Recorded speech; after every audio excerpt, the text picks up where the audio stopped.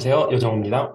오늘 제가 발표드릴 내용은요, 블록체인 위의 거래소 중에 제일 유명하다고 생각하는 유니스왑이라는 어, 익스체인지에 대해서 설명을 드리려고 하는데요. 얼마 전에 유니스왑이 버전 4에 대해서 예고편을 발표를 했어요. 자기들이 이제 다음번에는 어떤 기능들을 제공할 거다. 그래서 이제 결국 그 내용을 소개해 드리려고 하는 거였고요.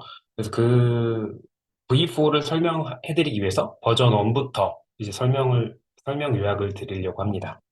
그래서 오늘 발표의 제목은 유니스왑의 유동성 효율 개선, 그리고 버전 4가 되겠습니다. 오늘 이야기할 내용은 이런 순서예요. 그래서 주식 거래소도 마찬가지고, 이 토큰, 코인 거래소에서는 어떤 일이 일어나는지에 대해서 설명을 드릴 거고, 그 다음에는 그렇다면 블록체인 위에서 온체인 거래소에서는 어떤 일을 하는 걸까? 그런 것들을 소개해 드리고요. 그 다음에 유니스왑이 등장하는 것들, 그리고 유니스왑이 제공한 혁신들을 소개해 드리려고 합니다. 그리고 마지막으로는 오늘 말씀드리고 싶었던 유니스왑 버전 4에 대해서 간략하게 설명을 드리고 마무리를 하겠습니다. 예, 일단 그 거래가 어떻게 이루어지는지를 좀 설명을 드리려고 해요. 잠시만요. 두 장이 넘어간 것 같은데. 네. 거래소에서는 어떤 일이 일어나는지를 설명드리려고 합니다. 첫 번째로, 시장이 마켓이라는 게 있고요. 그 마켓에서는 결국 뭐 주식이 될 수도 있고, 아니면 비트코인이 될 수도 있고, 이더리움이 될 수 있고, 코인이 되겠죠.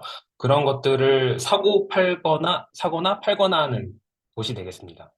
그러면 이제 시장이 됐고, 사거나 팔거나 하려면 팔 사람이 있고 살 사람이 있어야겠죠? 그래서 판매자가 있고 구매자가 있을 겁니다. 그래서 예를 들어서 어떤 판매자가 자기가 갖고 있는 1 비트코인을 3만 불에 팝니다라고 주문을 낼 수가 있겠고, 구매자는 뭐 1 비트코인을 29,990달러에 사겠다라고 할 수 있죠. 보통 이제 사고 싶은 사람은 싼 가격에 사고 싶어 할 테고, 팔고 싶은 사람은 조금 더 비싼 가격에 팔고 싶어 할 테니까, 대략적으로 판매자가 제시하는 가격이 조금 더 높을 겁니다. 그래서 우리는 이제 판매자가 제시하는 저런 주문을 에스크 오더라고 보통 표현을 하고, 구매자가 내는 저런 사겠다라는 주문을 비드 오더라고 표현을 합니다. 그렇다면 저런 주문들이 한 개만 있는 건 아니겠죠? 이제 팔겠다는 사람도 여러 명 있을 거고, 사겠다는 사람도 여러 명 있을 겁니다. 그럼 이제 팔겠다는 사람은 가격이 뭐 천차만별이겠죠? 뭐 싸게 팔고 싶은 사람이 있을 거고, 급하니까. 아니면 비싸게 팔고 싶은 사람도 있을 겁니다. 반대로 사고 싶은 사람도 보통은 싸게 사고 싶을 테니까, 이제 싸게 사고 싶은 사람이 있을 거고, 아니면 조금이라도 비싼 가격이라도 사고 싶은 사람이 있을 겁니다. 그런 주문들이 이제 엄청나게 많을 텐데요. 그런 주문들을 모아서 다 기록을 해요. 이제 그런 기록들을 우리가 오더북이라고 말을 합니다. 오더가 모여있는 어떤 북이 되겠죠. 그럼 거기에는 사겠다는 주문과 팔겠다는 주문들이 이렇게 딱 많이 모여 있을 거예요. 그런 것들을 정렬시킬 수 있겠죠. 그러면 오더북에는 이런 식으로 기록이 될 거예요. 가격 순으로 이렇게 정렬을 하고 나면 보통 팔겠다라는 오더는 주문은 그 높은 가격에 형성이 되어 있을 테니까 위쪽에 이렇게 자리를 잡겠죠. 그리고 사겠다라는 주문은 좀 더 낮은 가격에 사겠다고 할 테니까 조금 낮은 가격에 형성이 될 겁니다. 그래서 이렇게 조금 높은 가격들에 팔겠다라는 주문들이 이렇게 쭉 정렬이 될 거고요. 그 다음에 사겠다라는 주문이 이렇게 쭉 오더북에는 리스트가 될 거예요. 그럼 이렇게 오더북에 기록이 되어 있는 주문들을 우리 보통 메이커 주문이라고 표현해요. 이미 이렇게 오더가 보여지는 주문이 될 테니까 그런 것들 메이커라고 표현을 하고요. 그러면 이제 이렇게 오더북이 있으면 이 오더북을 보고 팔거나 사겠다는 사람이 등장할 수 있습니다. 예를 들어서 지금 29,900달러에 0.5 비트코인을 팔겠다라고 하는 주문을 보고 어떤 사람이 누가 29,900달러에 파네? 라고 해서 그 0.5 비트코인을 29,900달러에 사야지 라고 할 수 있겠어요.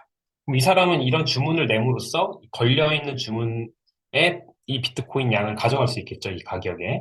그럼 이 사람은 우린 테이커라고 보통 부릅니다. 그럼 시장에서는 이 주문을 만든 사람과 이 주문을 가져가는 사람, 메이커와 테이커가 만나서 사고 팔거나 할 수 있는 거죠. 이렇게 그 거래소에서는 이 코인이 이렇게 거래가 돼요. 주식도 이런 원리로 거래가 되고요. 그런데 만약에 오더북에 저런 주문들이 없으면 어떻게 될까요? 저렇게 없으면. 예를 들어서 A라는 거래소가 있어요. 앞에서 보신 것처럼 주문들이 이렇게 빽빽하게 있습니다. 가격도 촘촘하게 있고.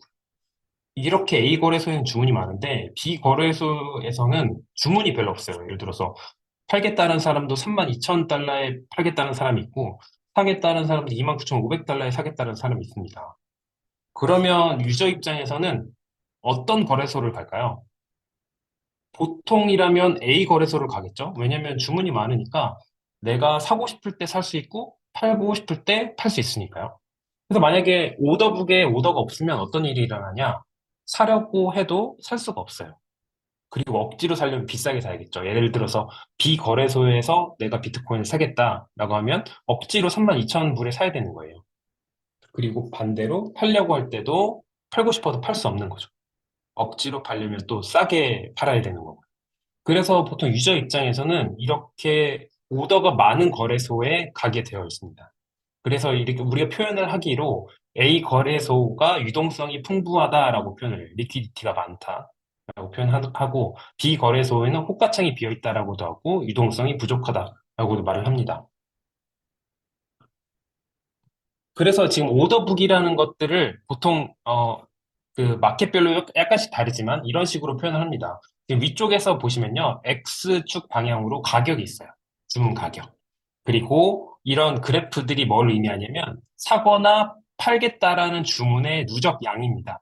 지금 보시면 빨간색 쪽은 가격이 높아서 파는 어, 주문들의 양을 표시한 거고요. 이게 누적량이에요. 그렇다 보니까 뭐 예를 들어서 418.5달러까지는 이 정도의 양이 파는 주문으로 걸려 있는 거죠.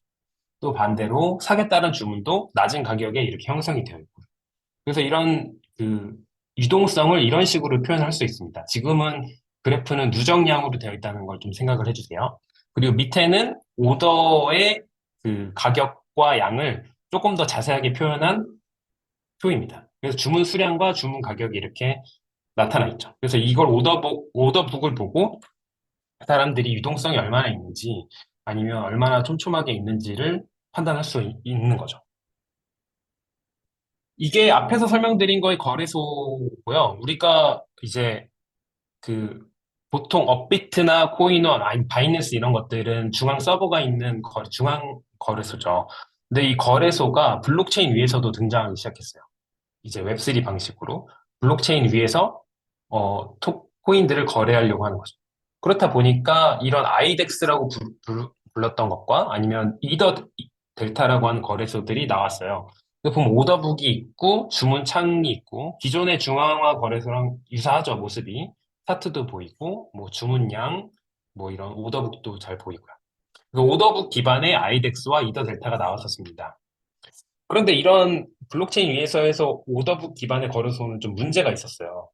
어떤 문제가 있었냐면 장점이 있었습니다, 일단. 블록체인 위에서의 온체인 거래소라고 부르는 것들의 장점이라고 한다면 우리가 중앙화 거래소에 비해서 프라이버시를 좀 확보할 수 있었어요. 왜냐하면 신원 인증을 하지 않아도 지갑만 있으면 거래를 할 수 있기 때문에 우리가 무슨 규제를 회피하거나 이런 면에서 좀 장점을 가질 수 있었죠.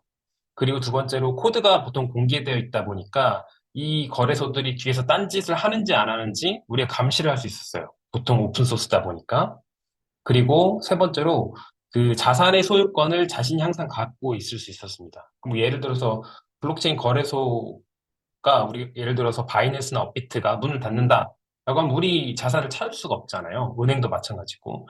근데 이런 블록체인 위 거래소라고 한다면 그 자산은 항상 자기가 소유를 하고 있기 때문에 거래소가 뭐 없어진다 하더라도 내 지갑을 통하면 내 자산을 항상 찾을 수 있는 거죠. 물론 단점도 있어요. 온체인 거래소에서의 단점은. 일단 느린 속도가 있습니다. 왜냐하면 거래가 일어나는 것들이 다 블록의 트랜잭션으로 이루어지기 때문에 이게 블록의 생성 속도에 따라서 이 거래소의 체결 속도나 유저 익스피리언스가 결정돼요. 좀 느리죠. 중앙 서버에 의한 것보다.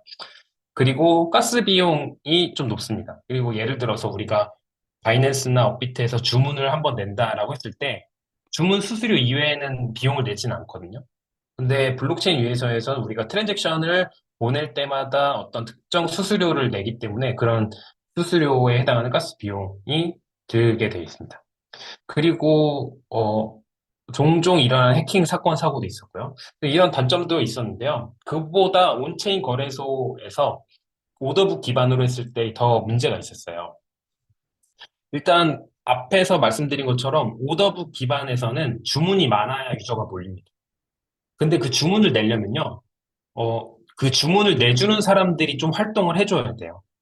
우리가 마켓 메이커라고 부르는, MM이라고 부르는 그런 마켓 메이커들의 활동이 있어야 되거든요. 그런 마켓 메이커들은 하는 일이 뭐냐면, 그 자산의 가격에 따라서 주문을 내고 취소하고, 내고 취소하고 계속 반복해요. 비트코인이 3만 불에서 3만 1,000불 왔다 갔다 한다라고 한다면, 그 현재 가격 조금 위쪽에다가 팔겠다라는 주문을 계속 내고 있고, 그 현재 가격보다 약간 낮은 가격에 사겠다라는 주문을 계속 내고 있습니다. 그러면 마켓 메이커는 주문을 걸고 취소하고 계속 반복해줘야 돼요. 자기들이 손해를 많이 안 보면서도 시장에 주문을 많이 내주려면. 그런데 중앙화 거래소는 그게 문제가 없었는데 블록체인 위의 거래소에서는 그렇게 활발한 활동을 하기가 힘들었어요. 왜냐하면 가스 비용이 많이 드니까요. 한 번 주문을 낼 때도 뭐몇 달러씩 가스 비용을 내고 취소할 때도 몇 달러씩 가스 비용을 낸다면 그런 활동이 거의 어렵겠죠. 그렇다 보니까 MM의 활동이 제약이 생기고 그렇다 보니까 오더북상의 유동성이 부족해지기 시작합니다. 그럼 유동성이 부족하니까 유저 입장에서 거래를 할 수가 없잖아요. 자기가 사고 싶을 때 살 수 없고 팔고 싶을 때 팔 수 없으니까. 그래서 유저가 거래하기가 힘들어져. 유저가 거래가 안 되면 거래소인 유저가 없어지고 거래소는 문을 닫겠죠. 그래서 온체인 오더북의 거래소의 문제는 보통 이런 문제들로 인해서 유저가 없었어요. 거래도 많이 안 이루어졌고요. 그런 상황에서 만약에 마켓 메이커의 활동이 없이도 유동성이 항상 있을 수 있다면 어떻게 될까요? 예를 들어서 가격에 따라서 파는 주문량도 항상 있고 사는 주문도 항상 있다라고 가정한다. 너무 좋겠죠. 그럼 이 그래프는 누적이 아닌 단위 가격당 유동성, 주문량이라고 보시면 되겠어요. 이 전에 보여드렸던 건 누적량이었는데 이건 가격마다도 계속 주문이 있는 그런 그 표를 보여드리고 있는 거예요. 그래프를 보여드리고 있는 겁니다. 항상 이런 모습을 보인다면 너무 좋겠죠. 예를 들어서 현재 가격이 여기라고 했을 때 파는 주문이 여기 있고 사는 주문은 현재 가격보다 낮은 가격이 있고 현재 가격이 바뀐다 하더라도 파는 주문량도 있고 사는 주문도 있고 이렇게 유지될 수 있다면 너무 좋겠죠. 이런 방법을 들고 나온 게 바로 유니스왑입니다. 유니스왑이 2018년 11월에 첫 번째 버전을 런칭을 했어요. 이 헤이든이라는 사람이 원래 그 지멘스를 다니다가 해고당하고 이제 친구가 이더리움 파운데이션에서 일을 하고 있었는데 그 사람의 말을 듣고 좀 블록체인 쪽에 넘어오게 됩니다. 그래서 이제 코딩을 배워가지고 유니스왑이라는 거래소를 만들었어요. 근데 이 거래소의 특징은 오더북 기반이 아닙니다. 우리가 오토메이티드 마켓 메이커라고 부르는 알고리즘을 들고 나왔어요. 이건 뭐냐면 앞에서 그림에서 보여드린 것처럼 가격이 변하더라도 마켓 메이커의 활동 없이도 유동성이 항상 존재할 수 있는 알고리즘이었습니다. 그래서 유니스왑이 어, 그 온체인 상에서 퍼미션 없이도 시장을 만들 수 있고 거래할 수 있도록 하는 그 거래소로서 등장을 하게 되어 있어요. 근데 첫 번째 버전은 많은 유저가 이제 사용한 건 아니었어요. 근데 이 유니스왑의 특징은 유동성 풀이라는 건 일단 만들었습니다. 리퀴디티 풀이라는 걸 일단 만들었고요. 이 풀에는 한 쌍의 토큰이 존재했어요. 이더와 ERC20이라고 하는 그 스마트 컨트랙트로 만들어지는 토큰, 이 페어를 가지고 유동성 풀이라는 걸 만들었습니다. 이렇게 만들어진 풀에서 유저가 거래를 할 수 있게 만들어 놨어요. 그래서 뭐 ERC20을 사고 싶다라고 하면 이더를 얼마만큼 주고 ERC20을 내어주는 그런 유동성 풀의 스마트 컨트랙트인 거죠. 그렇다면 이 마켓의 특징은 유저가 있지만 유저 전에 유동성 풀의 유동성을 제공해주는 유동성 제공자들이 있을 겁니다. 그게 어떻게 보면 마켓 메이커의 역할을 하게 된 거예요. 이제 수많은 주문을 냈다 취소했다 하지 않아도 이더와 어떤 ERC20이라는 페어를 제공해주면 이걸 가지고 유저가 거래할 수 있도록 만들어주는 거죠.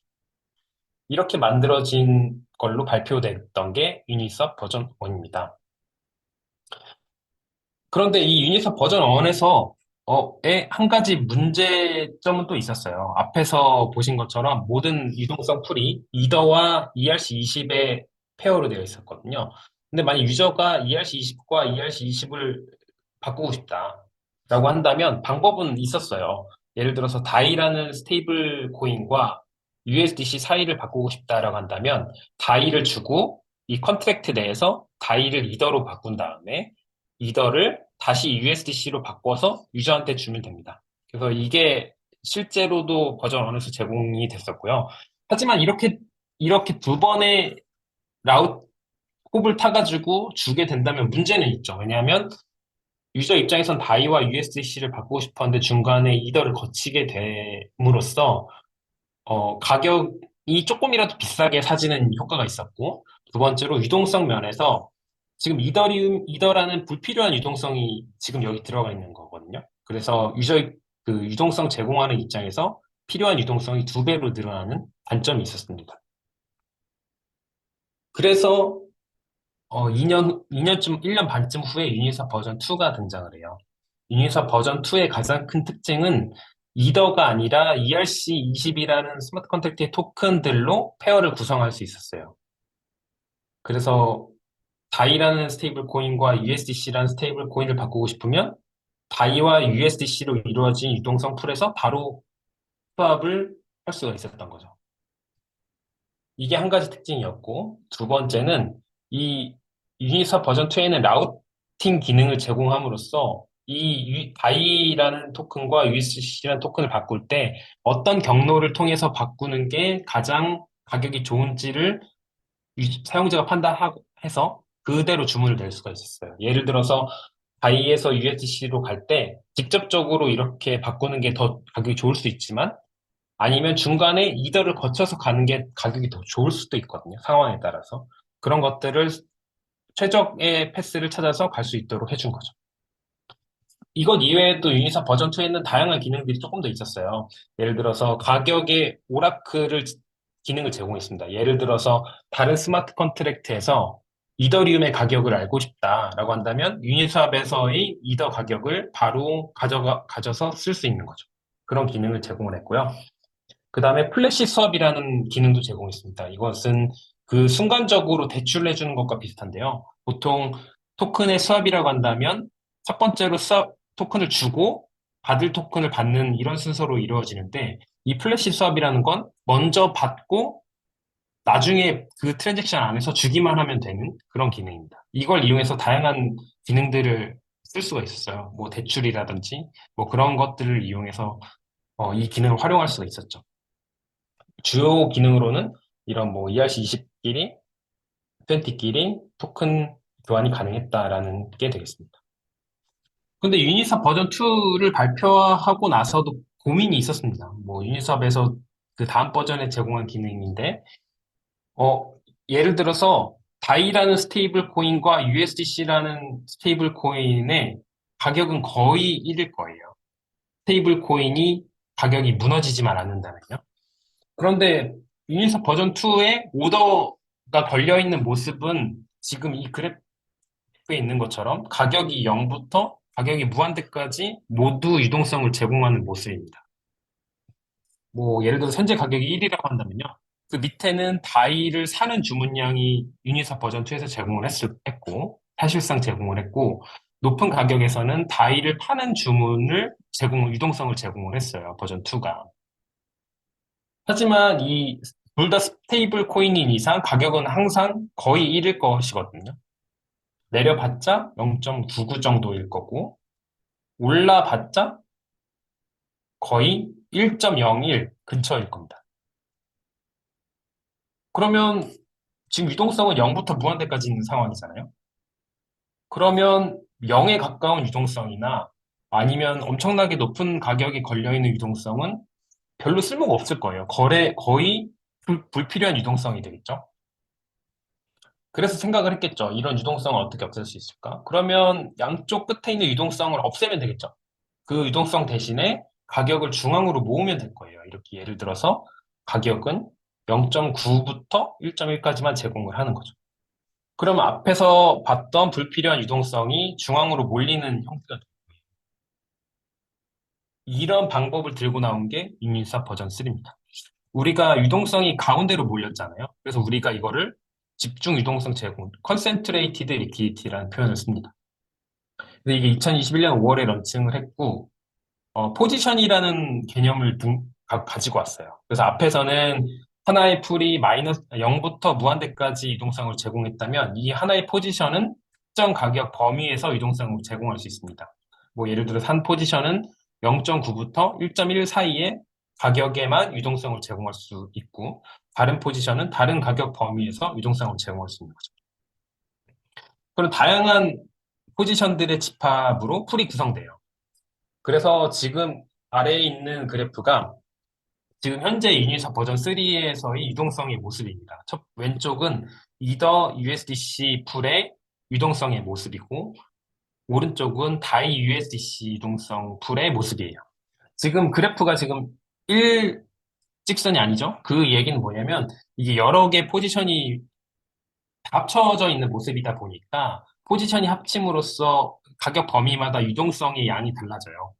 그래서 이제 그 가격에 따라서 유동성이 다른 모습이고요.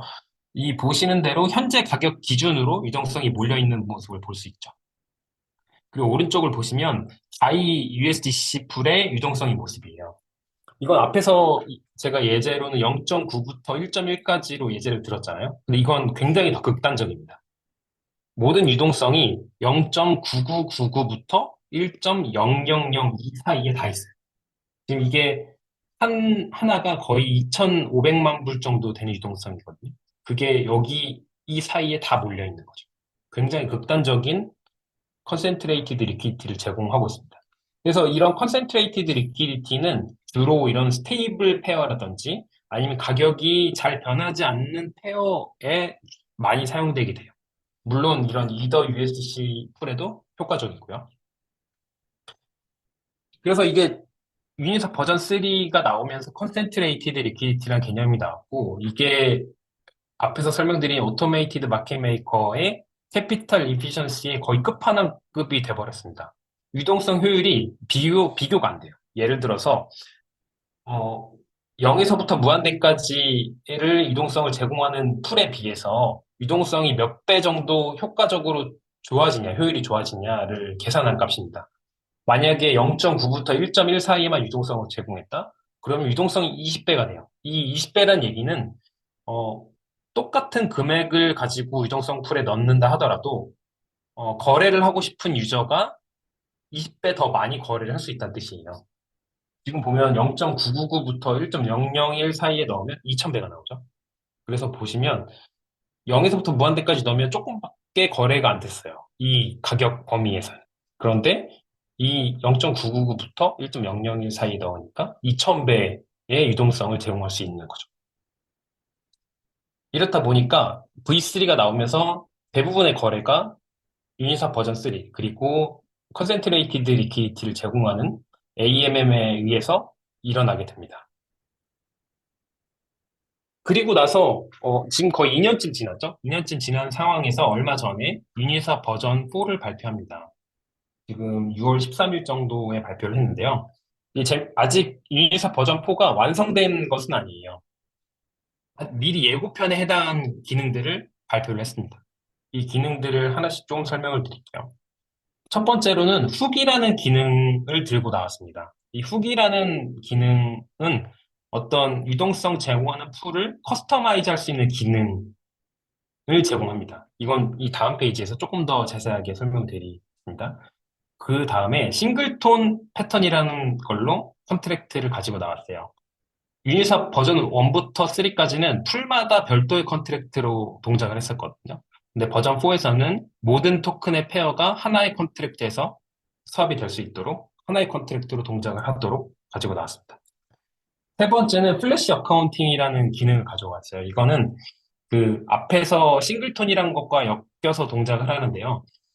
스마트 컨트랙트를 하면 가스 비용이 드는데 그 가스 비용의 대부분은 그 어떤 변수를 블록체인 위에 저장하거나 읽는 과정에서 생겨요.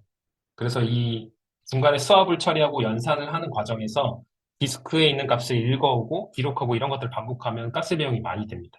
그런 것들을 절약할 수 있는 한 가지 그 프로포절이 이더리움에 곧 채택이 돼요. EIP1153이라고 하는 기능이 채택이 될 예정인데 그 기능을 이용해서 실제로 블록체인 그 디스크에 저장하지 않고 임시로 수합하는 과정에서 쓸 수 있는 그런 변수 기능을 제공하고 있습니다. 그 네 번째로는 네이티브 이더를 지원해요. 그래서 이게 원래 유니사 버전 1에 있다가 2가 되면서 없어진 것이거든요. 이 유니사 버전 2와 버전 3에서는 그 네이티브 이더 토큰을 수합할 수 있는 게 아니고 랩트 이더라고 부르는 W 이더만 취급을 했었습니다. 근데 버전 4에서는 다시 네이티브 이더도 지원하게 되는 모습이죠. 네이티브 이더가 들어오면서 랩트 이더보다 적은 가스 양으로 유저가 사용할 수 있게 돼요. 아무래도 랩트 이더보다 뭐 수압하거나 아니면 랩핑을 안 해도 되는 장점 때문에 이제 적은 양의 가스, 즉 유저 입장에서 수수료가 적게 들면서 수압을 할 수 있는 거죠. 이 네 가지 기능을 들고 왔고요. 첫 번째로 유니사 버전 4의 훅이 어떤 걸까를 조금 더 자세하게 살펴보겠습니다. 훅은 어떤 특정 동작이 일어나기 직전 또는 일어난 직후에 실행을 할 수 있게 만들어 놓은 거예요. 그래서 풀에서 거래가 일어난 특정 시점에 실행되는 외부 컨트랙트를 디자인할 수 있게 만들어 놨습니다. 이게 실행할 수 있는 시점은 지금 풀이 만들어진 초기화 시점 또는 어떤 포지션이라고 한다면 유동성 양이거든요. 유동성 양이 바뀐 시점 아니면 다른 유저가 수업을 한 시점 아니면 기부라고 하는 것도 여기 할 수 있는데 그럼 기부가 일어나기 직전 또는 직후에 어떤 특정 로직이 실행될 수 있도록 만들어 놓은 거예요. 예를 들어서 오른쪽 그림을 보시면 이게 수업 직전 또는 직후에 어떤 특정 로직이 실행될 수 있도록 만들어 놓은 겁니다. 어떤 유저가 수업을 했다라고 하면 이 수업이 실제로 실행되는 건 S1이라고 하는 이 단계에서 실행이 되거든요. 근데 이 실행되기 직전에 어떤 특정 훅의 로직을 실행시킬 수 있고, 그 다음에 수업이 끝난 직후에 또 다른 로직을 실행시킬 수 있습니다. 그래서 이런 특정 이벤트가 발생하는 직전과 직후에 개발자가 원하는 기능을 넣을 수 있게 일종의 자유도를 준 거예요. 그래서 툴을 커스터마이즈 할 수 있는 기능을 넣어준 거죠. 훅으로 할 수 있는 것들이 지금 굉장히 다양할 것으로 예상이 돼요. 지금 유니스왑을 만드는 곳에서 제안하는 이그젬플을 몇 가지 제공을 하고 있습니다. 예를 들어서 어, 유저가 대량의 거래를 하고 싶을 때 한 번에 거래를 하면 굉장히 안 좋은 가격에 체결이 될 거거든요. 예를 들어 내가 1,000억을 거래하겠다. 굉장히 한 번에 하면 시장의 충격도 클 거고 가격에 안 좋은 가격으로 체결이 되겠죠. 하지만 훅글 기능을 이용해서 내가 뭐 5분마다 조금씩 거래를 하겠다라고 하는 주문도 가능할 거고요. 그 다음에 특정 가격에만 거래를 하겠다라고 하는 것도 가능해질 겁니다. 그리고 수수료도 개발자 입장에서 굉장히 다양한 방법으로 수수료를 거둘 수가 있게 돼요. 뭐 수업할 때 어떤 경우에는 0.5%의 수수료를 받을 수 있고 어떤 경우에는 1%의 수수료를 받겠다라고 설계를 할 수도 있겠고요. 또는 유동성을 제공하다가 유동성을 제공을 안 한다고 했을 때 그 출금 수수료들을 받을 수도 있게 되어 있습니다. 또 다른 방법으로는 뭐 MEB라고 불리는 뭐 그 시장 다른 유저의 주문을 먼저 관찰해서 그 주문보다 먼저 또는 직후에 다른 주문을 내므로써 이득을 취하는 알고리즘을 써서 이 유동성 제공자에게 그 수익을 나눠줄 수도 있겠고, 그리고 앞에서 집중 유동성, 컨센트레이티드 리퀴디티를 제공하고 있던 사람들에게 만약에 가격이 벗어나면 자기의 유동성은 쓸모가 없어지거든요. 그런 쓸모가 없어지는 유동성을 대출에 활용할 수도 있도록 할 수도 있습니다. 그래서 이런 것들이 훅으로 할 수 있겠다라고 제안한 방법들이에요.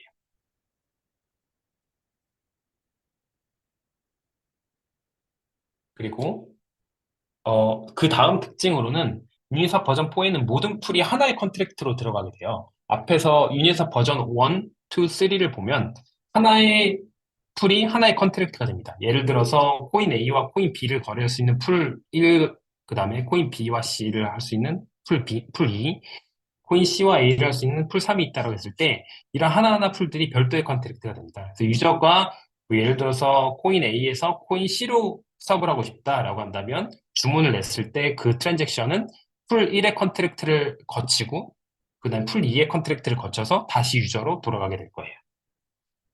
그런데 유니사 버전 4에서는 하나의 컨트랙트가 모든 풀을 소유하게 됩니다. 그래서 풀 1, 2, 3가 하나의 컨트랙트 안에서 돌아가게 되는 거죠. 유저가 수업을 하고 싶다라고 했을 때 코인 A를 거치고 B를 거쳐서 C를 가지고 나올 하나의 컨트랙트 안에서 나오게 됩니다. 이렇게 됐을 때의 장점은 앞에서 여러 번 나온 것 중에 장점이 있었어요. 가스를 아낄 수 있다는 큰 장점이 있습니다. 뭐 이런 멀티 홉을 통해서 수업이 일어나는 경우에 하나의 컨트랙트에서만 수업을 처리해주면 되기 때문에 이런 코인들을 실제로 어디로 이동시킬 필요가 없어요. 그렇다 보니까 가스를 최적화할 수 있는 장점이 있습니다.